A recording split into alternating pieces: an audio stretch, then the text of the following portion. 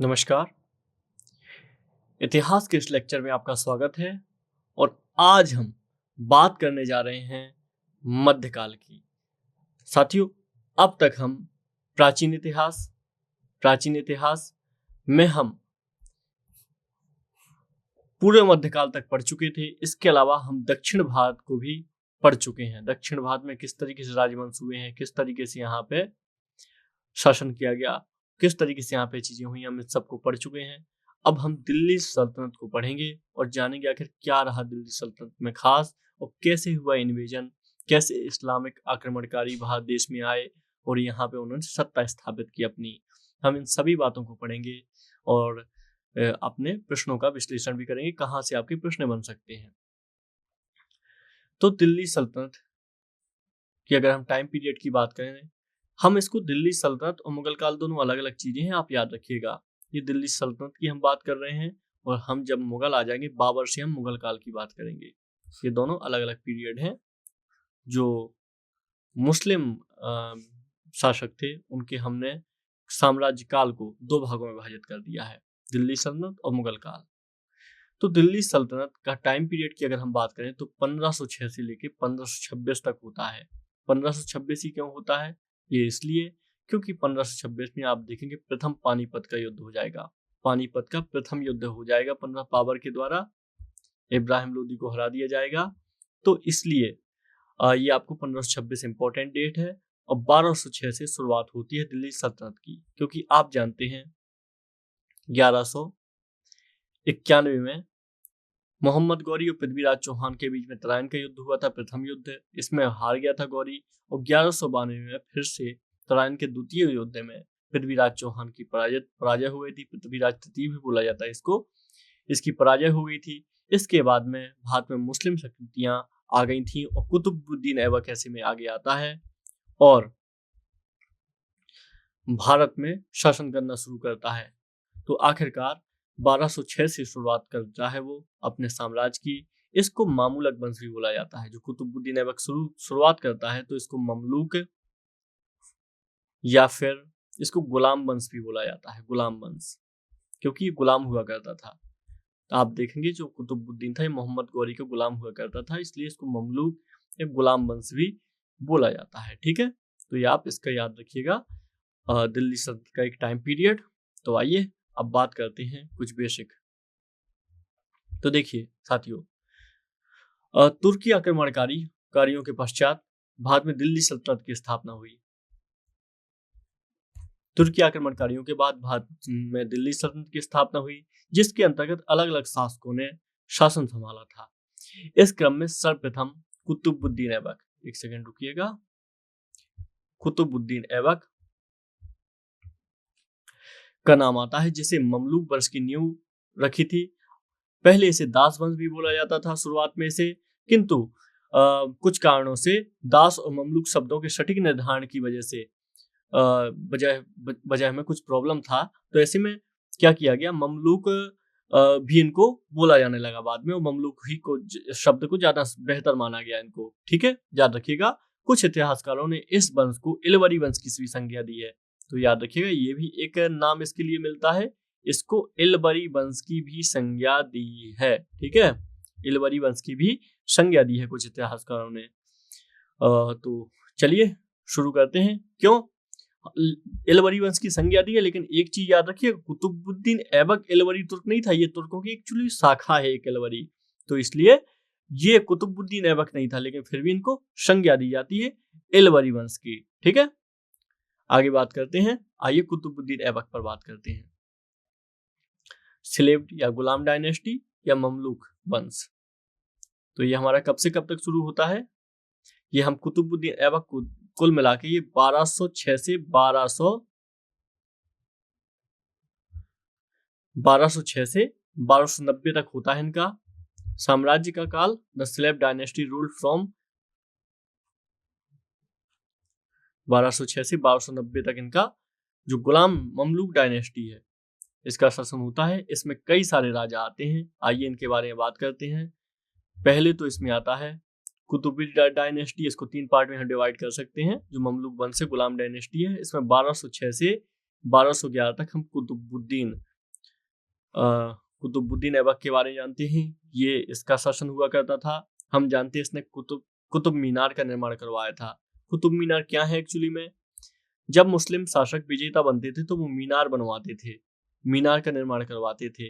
तो एक तरीके का आर्किटेक्चर था जो इस्लामिक आर्किटेक्चर का उदाहरण है। तो कुतुब मीनार मीनार ये उनकी विजय का प्रतीक है, कुतुब मीनार। ठीक है, तो कुतुबुद्दीन ऐबक ने बनवाया था हालांकि। और ऐसा माना जाता है कि वहाँ पे जो कुतुब मीनार का जो परिसर है, वहाँ पे बहुत सारे हिंदू मंदिर हुआ करते थे, उनको तोड़ा गया, फिर उसके आधार पे कुछ और मस्जिदें बनाई गई। तो ये सब भी एक अलग चीजें हैं। चलिए आगे बात करते हैं। फर्स्ट इलवरी डायनेस्टी। तो इलवरी में क्या कौन कौन आ जाएगा? इसमें आ जाएगा इल्तुतमिश। क्योंकि क्या हुआ, देखिए कुतुबुद्दीन ऐबक राजा बना, लेकिन कुतुबुद्दीन ऐबक के बाद जो इसका उत्तराधिकारी था, तो ये उत्तराधिकारी जो थे इसके, ये योग्य नहीं थे। तो ऐसे में इल्तुतमिश ने क्या किया, इसका फायदा उठाया और इल्तुतमिश ने गद्दी संभाल ली। ठीक है, इल्तुतमिश ने गद्दी संभाली। कुतुबुद्दीन ऐबक के बाद इसका बेटा आराम शाह राजा बना था 1210 में, लेकिन इसको हटा दिया गया। तो इल्तुतमिश आ जाता है। इल्तुतमिश को वास्तविक संस्थापक माना जाता है। इसको क्या माना जाता है? वास्तविक संस्थापक माना जाता है गुलाम वंश का। वैसे भी क्योंकि आप जानते हैं कुतुबुद्दीन ऐबक तो जल्द ही मर गया था, उसकी जल्द ही मृत्यु हो गई थी। ऐसे में जो इल्तुतमिश था, इसके हाथ में ही साम्राज्य की पूरी बागडोर थी, क्योंकि इसको सबसे बड़ी बात है ना, इसके सामने चुनौती थी, इसको साम्राज्य की सुरक्षा करनी थी जो उत्तर पश्चिम से शक्तियां देख रही थी भारत की तरफ। क्योंकि इसके और भी लोग थे इसको जानने पहचानने वाले, तो और इसके जैसे दावेदार और भी थे भारत में शासन के। तो ऐसे बहुत सारी शक्तियां भारत की तरफ देख रही थी। तो इल्तुतमिश के सामने ये था कि आखिर वो कैसे करके भारत को इन विदेशी शक्तियों से बचाए। और ये आप देखेंगे तो आगे खिलजी के समय, तुगलक के समय और लोदी के समय पर भी आपको ये समस्या देखने को मिलेगी। आगे चल के मुगल काल में भी थोड़ी मोड़ी ये आपको देखने को मिलेगी समस्या, कि भारत की तरफ सभी नजरें गड़ाए बैठी रहती थी जितनी विदेशी शक्तियां होती थी। तो इल्तुतमिश ने क्या किया था, पहले इसमें लाहौर राजधानी हुआ करती, दिल्ली को राजधानी बना दिया इल्तुतमिश ने। ये इसकी एक बात थी। इसको एक और गुलामों का गुलाम कहा जाता था। क्या कहा जाता था इसको? गुलामों का गुलाम कहा जाता था। ठीक है, चलिए, तो इसको दिल्ली सल्तनत का वास्तविक संस्थापक कहा जाता है, क्योंकि ऐबक ने, उसके पुत्र ने लाहौर से सल्तनत को संभाला हुआ था। चलिए कुछ और बात करते हैं, बलवन की बात कर लेते हैं। तो बलवन ही बहुत ज़्यादा इंपॉर्टेंट शासक है। इसके सामने कुछ कठिनाइयाँ भी थी। जैसे दिल्ली में अमीर हुआ करते थे, मतलब जो अमीर लोग, सरदार लोग हुआ करते थे, तो उनके सामने परेशानी थी। सब अपने आप को राजा बनाना चाहते थे, तो उनका दमन किया इसने, सरदारों का, अमीरों का दमन किया इसने। अमीरों को रोका कि आप आदेश मानेंगे, सत्ता का आदेश मानेंगे। इसने यलदोज का दमन किया। यलदोज कौन था? ये इल्तुतमिश का प्रतिद्वंदी था। जैसे कि हमने कहा था कि दिल्ली की तरफ और भी लोग नजरें गड़ाए हुए बैठे थे, तो ऐसे में एक यलदोज था। तो यलदोज का इसने दमन किया। तीसरा हो जाएगा बंगाल के विद्रोहियों का इसने दमन किया। बंगाल में भी विद्रोही बहुत सारे थे जो दिल्ली सल्तनत को खत्म करना चाहते, उनका विद्रोह किया इसने। और कोबाचा का दमन किया। कोबाचा का दमन किया। तो क्योंकि उस समय मंगोल का आक्रमण भी होता था, तो ऐसे में कोबाचा की शक्ति भी कमजोर हो गई। ऐसे में इल्तुतमिश को भी फायदा मिला और कोबाचा को इल्तुतमिश ने इसको खत्म कर दिया। और जो समस्या आ रही थी तो उन सबको से साम्राज्य की रक्षा कर ली। इसके अलावा इसने 40 अमीरों का गठन भी किया। 40 अमीरों का गठन भी किया। और साथ में इसने क्या किया? खलीफा का प्रमाण पत्र भी प्राप्त किया। खलीफा से इसने आदेश लिया कि हम भारत देश में शासन कर सकते हैं। तो उसने कहा हाँ कर सकते हैं आप शासन, ये खलीफा की अनुमति है, आप इस्लामिक जगत के बहुत बड़े राजा बने। तो इस तरीके से खलीफा ने भी इसको प्रमाण पत्र दिया। तो ये कुछ इल्तुतमिश की चीजें थी जिनके बारे में बात करना आवश्यक था। तो आइए कुछ और बात कर लेते हैं, क्योंकि इल्तुतमिश की एक बहुत ही इम्पोर्टेंट बेटी थी जिसका नाम है रजिया सुल्तान। तो इसके बारे में एक बहुत इतिहास में चीजें बनती हैं, प्रश्न बनते हैं। तो जब इल्तुतमिश का अंत हुआ तो उसने क्या किया, उसने अपनी बेटी रजिया को सुल्तान बनाया। ये बहुत बड़ी घटना थी उस समय की। क्यों? क्योंकि एक स्त्री को, जो वैसे भी आप जानते हैं इस्लाम में ये सब बहुत ज़्यादा अलाउ नहीं था, बहुत ज़्यादा मुमकिन नहीं था, लेकिन फिर भी, और इस स्त्री रजिया जैसी एक लड़की, और वो पुरुषों के कपड़े पहन के सिंहासन पर बैठी, ये बहुत बड़ी बात थी उस जमाने के लिए। इसलिए इसका विरोध भी बहुत ज़्यादा हुआ। और आप देखेंगे 1236 से 40 तक रजिया सुल्तान रही। हालांकि लगातार विद्रोहियों का सामना करने के चलते इसकी हत्या कर दी गई, और अल्तुनिया के साथ इसने एक शादी भी कर ली थी, एक सरदार के साथ, लेकिन आखिरकार इसकी हत्या कर दी गई। और इसके बाद आप देखेंगे बलवन का शासन आता है, जो इसको बहुत निर्दयी शासक माना जाता है, क्योंकि इसने लौह और रक्त की नीति के साथ काम किया था। ये क्या थी लौह और रक्त की नीति? मतलब लौह और रक्त की नीति का मतलब है कि बहुत ज्यादा उसने क्रूरता के साथ दमन किया था अपने विरोधियों का। बहुत ही क्रूरता के साथ उसने विरोधियों का दमन किया था, और इसने एक राजत्व के सिद्धांत को अपनाया था। राजत्व का सिद्धांत हमने देखा था कि यूनान से आया हुआ है भारत में राजत्व का सिद्धांत है। तो इसने राजत्व सिद्धांत के अनुसार जो राजा था, इसको ईश्वर की छाया के जैसा माना था, और ये एकमात्र ऐसा राजा था दिल्ली सल्तनत का जिसने राजत्व के सिद्धांत के स्पष्ट विचार सबके सामने रखे थे। तो इसलिए काफी महत्वपूर्ण इसकी चीजें हैं, और इसके बारे में हमें जानना भी चाहिए। ठीक है, चलिए आगे बात करते हैं। तो इसके बारे में, बलवन के बारे में, इसने ईरानी प्रथाओं को भी अपनाया। जैसे ईरानी प्रथाओं में इसका क्या था, जैसे हाथ को चूमना होता है, नौरोज त्योहार जो होता है इसको मनवाया इसने, और सिजदा और पाबोस की प्रथाओं को इसने शुरू किया। तो इस तरीके से इन प्रथाओं को भी शुरू किया। इसने सेना का बहुत अच्छे तरीके से गठन किया, क्योंकि जानता था कि अगर मजबूत रहना है तो हमें सेना को अच्छे तरीके से बनाना होगा। इसके अलावा इसका लाल महल जो था, ये तो फेमस था ही, बहुत ज़्यादा प्रसिद्ध था। लाल महल में बाकी चल के देखेंगे आप, तो अलाउद्दीन इसमें अपना अभिषेक भी करवाएगा, राज्याभिषेक करवाएगा। इसने गुप्तचर विभाग का संगठन किया था। तो इस तरीके से देखा जाए तो बलवन भी काफी दूरदर्शी शासक था, और इसने बहुत अच्छी तरीके से दिल्ली सल्तनत को संगठित किया था। तो आइए आगे बात करते हैं हम। ये हमने किसकी बात की है अभी तक? ये हमने अभी बात की है गुलाम वंश की। बात की, ये सभी गुलाम वंश से संबंधित थे। अब इसके बाद में आता है एक अफगानी वंश आता है, क्योंकि खिलजी जो थे ना, ये मूलतः अफगानी थे। तो 1290 से 1320 तक खिलजी डायनेस्टी आती है दिल्ली में। और ये कैसे आती है? एक सरदार हुआ करते थे जलालुद्दीन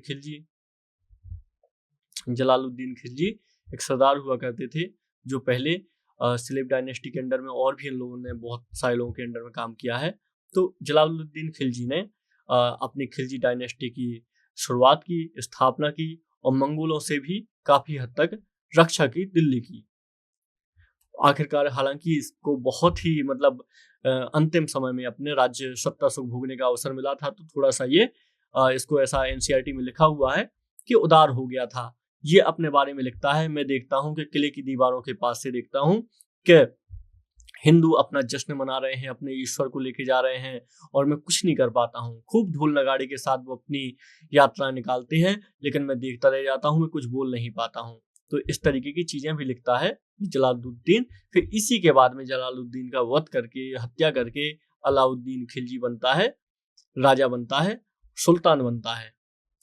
और फिर इसके बारे में हम आइए चीजें देखते हैं। 1296 से 1316 ईस्वी के आसपास तक ये अलाउद्दीन रहता है। इसके बाद इसकी मृत्यु हो जाती है। इसके उत्तराधिकारी बहुत अच्छे नहीं होते, उनके बारे में भी हम बात करेंगे। तो अलाउद्दीन खिलजी आता है। अलाउद्दीन खिलजी के संबंध में कुछ बातें आपके लिए जानना बहुत जरूरी है, क्योंकि इसकी बाजार नियंत्रण एक जो व्यवस्था है ना, ये उस समय की अद्वितीय है, बाजार नियंत्रण। इसके अलावा इसने घोड़ों को दागने की प्रथा शुरू करवाई, भूमि की जब्ती करवाई, जो भूमि जो रखते थे। इसके अलावा इसने कर व्यवस्था दुरुस्त की, नगद वेतन की व्यवस्था शुरू की, और भी बहुत सारे इसने कार्य करवाए जो इसके काल में अचरज मानते हैं। जो इतिहासकार, एक बर्नी नाम का इतिहासकार है, उसने इनको अचरज कहा है इस युग का। वास्तव में देखा जाए तो सच में एक बहुत बड़ी चीज थी। हालांकि अलाउद्दीन खिलजी के कुछ चीजें और आपको जाननी जरूरी है, इसके विजय अभियान जानने जरूरी है, क्योंकि इसने एक ये ऐसा शासक था जो आपको देखने को मिलेगा मौर्य काल, गुप्त काल के बाद लगभग इसने पूरे भारत पे कब्जा किया था, पूरे भारत को इसने जीत लिया था। समुद्रगुप्त के बाद मौर्य काल, समुद्रगुप्त और हर्षवर्धन को भी मान लें। हर्षवर्धन का तो वैसे छोटा साम्राज्य था, लेकिन फिर इसका साम्राज्य भी लगभग पूरे भारत ने को इसने जीत लिया था, लगभग। तो ऐसे में आइए इसकी विजय को देख लेते हैं, क्योंकि यहाँ से प्रश्न बनते हैं। तो इसने सबसे पहले गुजरात पर आक्रमण किया, गुजरात पर आक्रमण किया, और ये इसका आक्रमण था 1298 से 99 के बीच में इसने आक्रमण किया। फिर गुजरात के बाद इसने जो अपना दूसरा आक्रमण किया, ये रणथंबोर पर आक्रमण किया।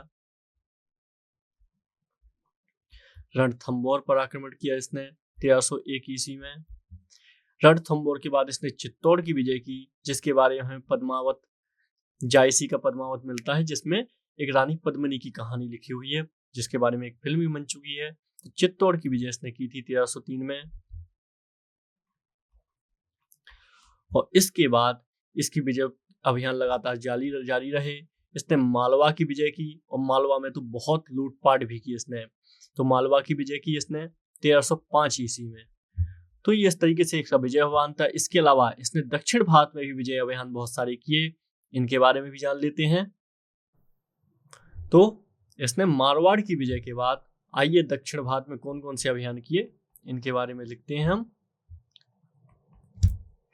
देवगिरी का आक्रमण किया इसने, देवगिरी पर आक्रमण किया, देवगिरी पर आक्रमण किया इसने 1307 से 1308 में। देवगिरी के बाद इसने आप देखें कि तेलंगाना, वारंगल को जीता। इसके सेनापति थे हालांकि तेलंगाना, वारंगल को जीत लिया। वारंगल का यहाँ पे एक राज्य हुआ करता था, तो वारंगल के राज्य को इसने जीत लिया था पूरी तरीके से। वारंगल, यहाँ से इसको कोहिनूर हीरा भी प्राप्त हुआ था। आपको पता हो, कोहिनूर हीरा इसी को मिला था सबसे पहले। इसके बाद इसने पांड्य राज्य को जीत लिया। हम जब पांड्य राज्य के बारे में पढ़ रहे थे तो हमने कहा था हम आगे भी पांड्य राज्य को पढ़ेंगे। तो पांड्य राज्य को जीत लिया था इसने 1311। यहाँ पे सुंदर पांड्य नाम के एक राजा हुआ करते, दो भाई हुआ करते थे पांड्य भाई। फिर इनको गृह युद्ध का लाभ उठाया और इसने जीत लिया, पांड्य राज्य को भी जीत लिया। तो यहाँ पे काफूर मलिक, जो काफूर मलिक था वो इसका सेनापति हुआ करता था। ये इसने सारी चीजें जीती थी। और यहाँ पे एक लिंगेश्वर महादेव का मंदिर था, इसमें बहुत तोड़फोड़ मचाई थी। हालांकि फिर इसके बाद में देवगिरी का पुनः आक्रमण भी इसके बाद आता है। पुनः आक्रमण किया इसने देवगिरी पर 1313 ईस्वी में। और फिर इस तरीके से इसने लगभग पूरे भारत को विजय अभियान अपना जारी रखा, और लगभग पूरे भारत में इसने कवर कर लिया, जीत लिया। ये आप देखिएगा। तो यहाँ से इसकी विजय अभियान शुरू होती दिल्ली से, गुजरात, राजस्थान जाता है, ये मालवा को कवर करता है। फिर इसके बाद ये इस तरफ से देवगिरी को कवर करता है, तेलंगाना को जीतते हुए पांड्य शासकों की मदुरई तक पहुंच जाता है। तो लगभग पूरे भारत को कवर कर लेता है। चलिए, तो हमने इसके बारे में, अलाउद्दीन के बारे में बहुत कुछ जाना। अलाउद्दीन के बारे में काफी सारी हमने चीजें जानी, और इसके बारे में कुछ और जान लेते हैं। तो इसके सैन्य सुधार भी इसने किए थे अपने काल में बहुत सारे। इनमें सैन्य सुधार में क्या था, इसने एक स्थायी सेना रखी, स्थायी सेना रखी। ये एक पहला ऐसा सुल्तान था जिसने स्थायी सेना की व्यवस्था की थी और हमेशा राजधानी में तैनात होती थी। क्यों ऐसा क्यों किया इसने? क्योंकि हम जानते हैं इस समय मंगोलों का बहुत ज्यादा प्रॉब्लम चल रहा था। मंगोल लगातार भारत की जो उत्तर पश्चिम सीमाएं हैं, यहाँ पे हर समय मंगोल लगभग घूमते रहते थे और लगातार आक्रमण करने के लिए तैयार रहते थे। तो ऐसे में अलाउद्दीन को एक बड़ी सेना की आवश्यकता थी ताकि मंगोलों से मुकाबला कर सके। हालांकि वो भारत में तो मुकाबला कर ही रहा था, लेकिन मंगोल उसके लिए सबसे बड़ी समस्या थे। न जलालुद्दीन इसका हल निकाल पाए, ना अलाउद्दीन निकाल पाए। तो आप देखेंगे तो मंगोल एक बहुत बड़ी समस्या थी, इसलिए उसने सैन्य सुधार किए। इसके अलावा उसने सैनिकों को नगद वेतन दिया, जो हम पहले ही बात कर चुके, मतलब सीधे नगद वेतन दिया जाता था। इसके पहले ऐसा कुछ नहीं होता था।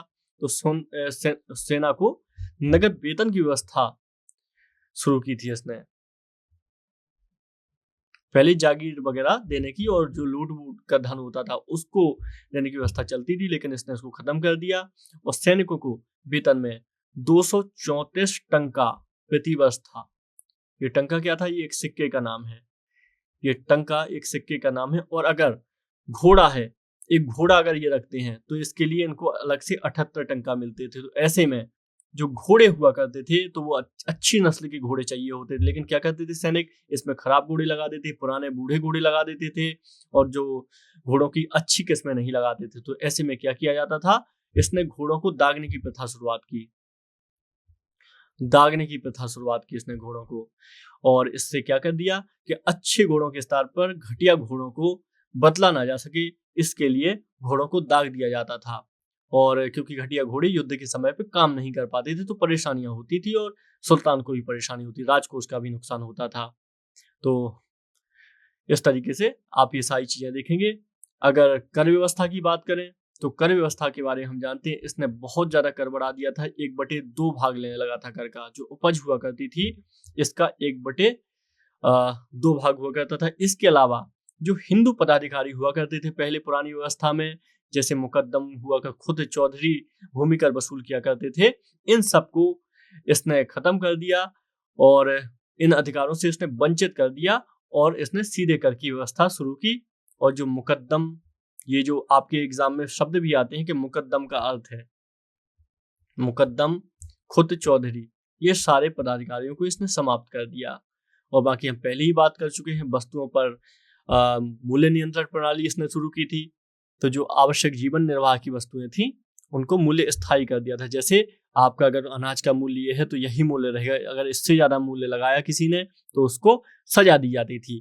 तो ये सारी बातें भी बहुत ज्यादा महत्वपूर्ण थी। इसके अलावा एक इसमें वितरण की व्यवस्था को देखने के लिए सराय अदल नाम का ये एक बाजार था। तो इस जो बाजार ये जो बाजार था यहाँ पे वस्तुओं का व्यापार हुआ करता था। ये एक बाजार का नाम है जो उस समय अलाउद्दीन ने शुरुआत करवाया था। ठीक है।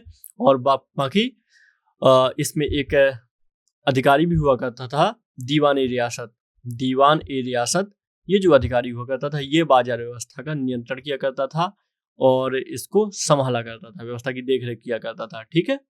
ये तो अलाउद्दीन के बारे में आप सारी चीजें याद रखिएगा, बहुत ज्यादा एग्जाम में हेल्पफुल होंगी। आगे बढ़ते हैं। तो आइए अब एक नए वंश की बात करते हैं हम, और ये है तुगलक डायनेस्टी, तुगलक वंश है। ये भी बहुत महत्वपूर्ण है। क्यों?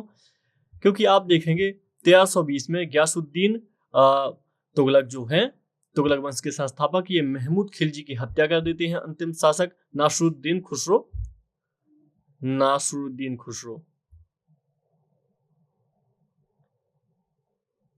नासिरुद्दीन खुसरो की हत्या कर देते हैं और इस तरीके से दिल्ली का तख्त संभाल लेते हैं गयासुद्दीन तुगलक।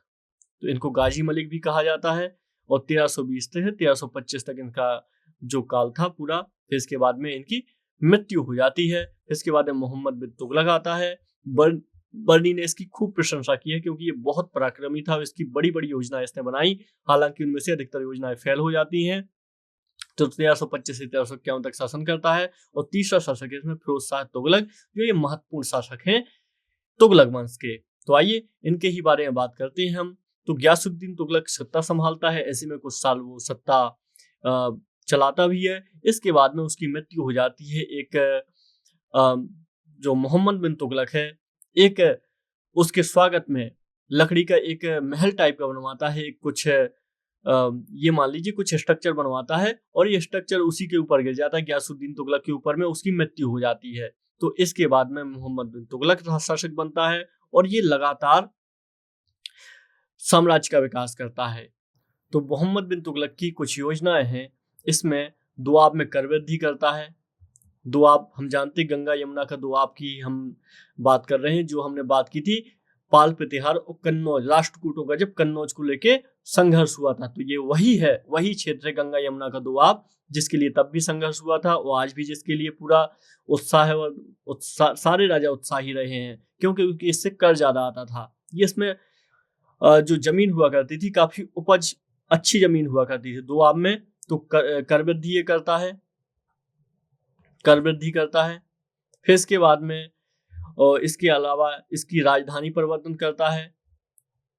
दिल्ली से देवगिरी राजधानी परिवर्तित करता है, ये राजधानी का परिवर्तन करता है। ये दिल्ली से देवगिरी ले जाता है, लेकिन देवगिरी में वहां पे दिल्ली को चलाना मुश्किल हो रहा था, तो वापस देवगिरी से फिर से दिल्ली लेके आता है। इसकी योजना बहुत ज्यादा असफल हो जाती है।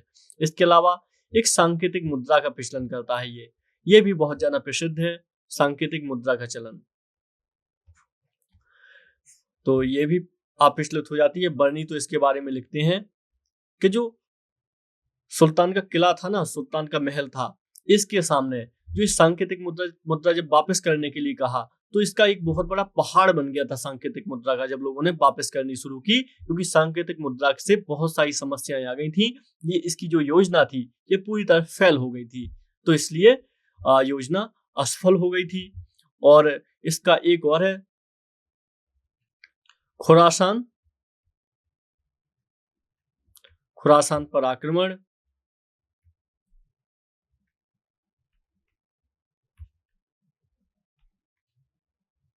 तो खुरासान पर आक्रमण की इसने योजना बनाई थी, हालांकि ये भी असफल रही और इसके लिए उसने बहुत बड़ी सेना बना ली थी और इसके लिए वेतन भी दे दिया था 1 साल का, लेकिन फिर ये ऐसा हुआ नहीं। राजधानी परिवर्तन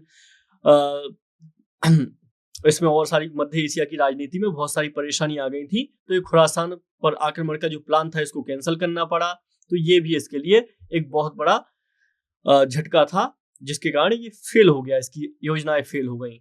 तो ये सारी चीजें थी कुल मिला के जो मोहम्मद बिन तुगलक से संबंधित हैं और उसके जीवन से संबंधित हैं। तो इसके लिए हमें इसका इतिहास मिलता है हमें बर्नी द्वारा। जियाउद्दीन बर्नी नाम का एक व्यक्ति है, इसने इसके लिए इतिहास लिखा हुआ है पूरे मध्यकाल का, सल्तनत काल का। और इसके अलावा खुसरो एक बहुत बड़ा स्रोत उपलब्ध करवाते हैं, अमीर खुसरो। तो ये सब इस काल के इतिहास को पढ़ने के लिए आवश्यक दस्तावेज हैं, इनके द्वारा इतिहास हमें मिल जाता है। चलिए आगे बात करते हैं एक और शासक की, फिरोज शाह तुगलक की।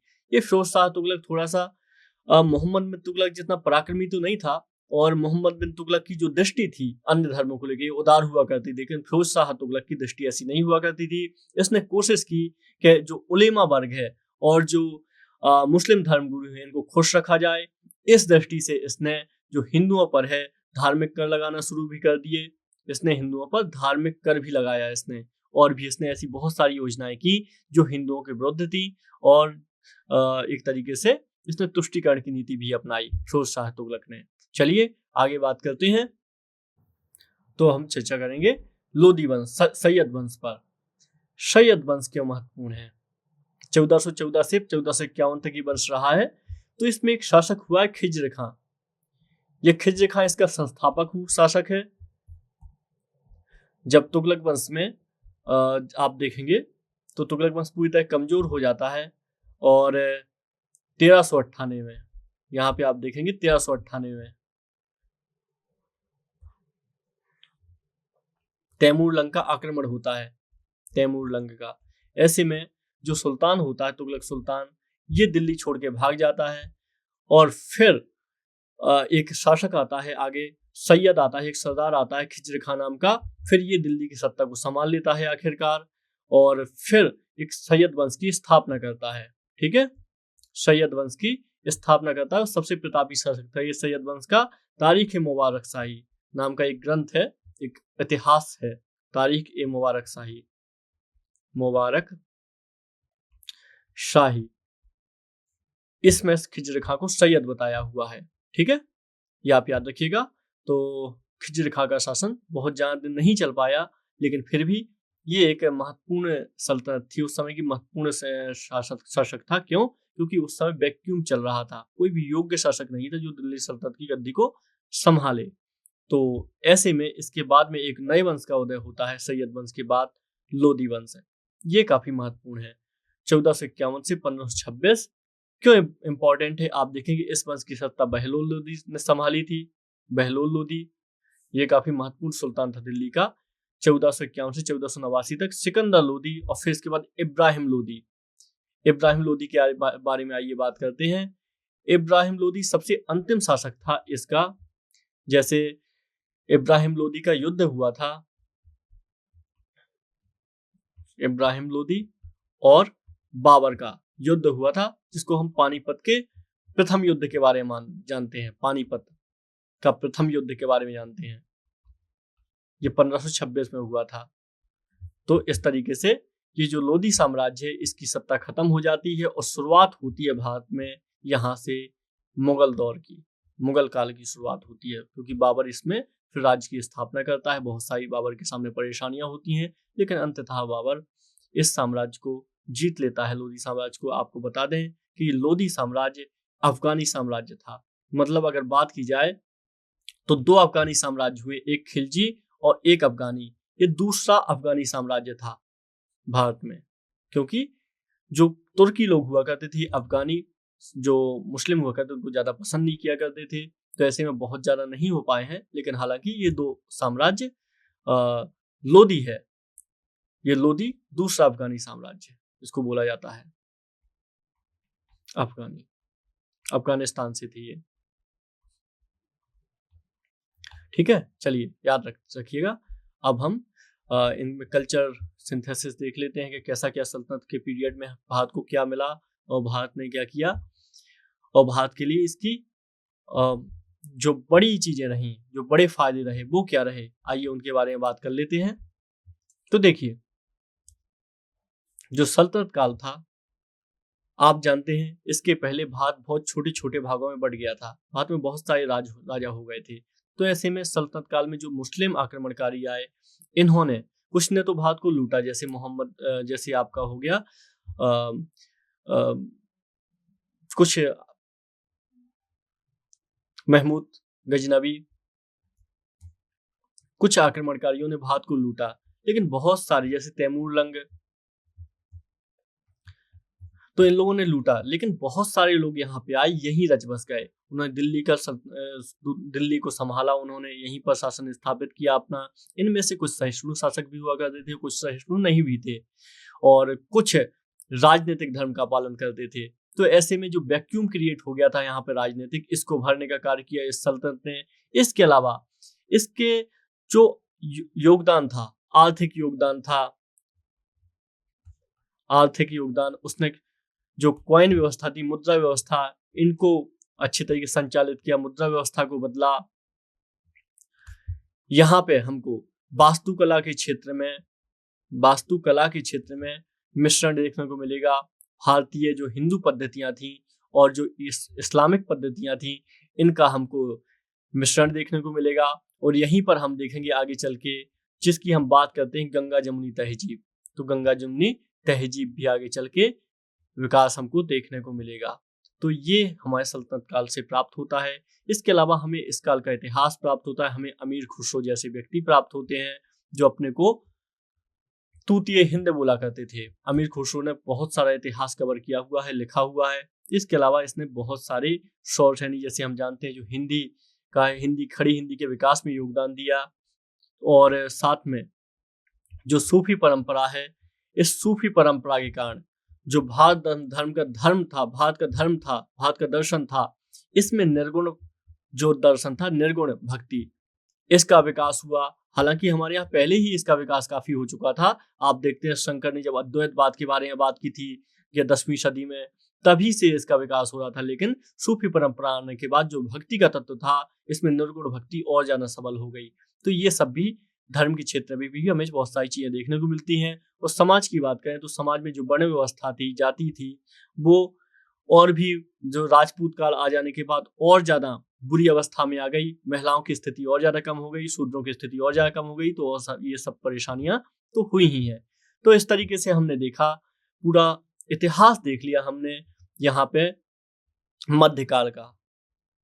हमने एक ट्रांजिशन फेज देखा, जो हमने हड़प्पा से शुरू किया था, और आज हमारा ये ट्रांजिशन का फेज मध्यकाल तक पहुंच चुका है। इसके बीच में हमने साम्राज्य बनते देखे, साम्राज्य बिगड़ते देखे, कई सारे हमने राजा देखे, दक्षिण भारत को हमने देखा, साहित्य को देखा बीच के, और इसके बाद में अब हम देख रहे हैं मध्यकाल देख लिया हमने। अब कल से हम या फिर अगले लेक्चर से मुगल काल को हम समझेंगे, और मुगल काल के बारे में देखेंगे, विजयनगर एम्पायर को भी देखेंगे। ठीक है, चलिए मिलते हैं किसी और सेशन में।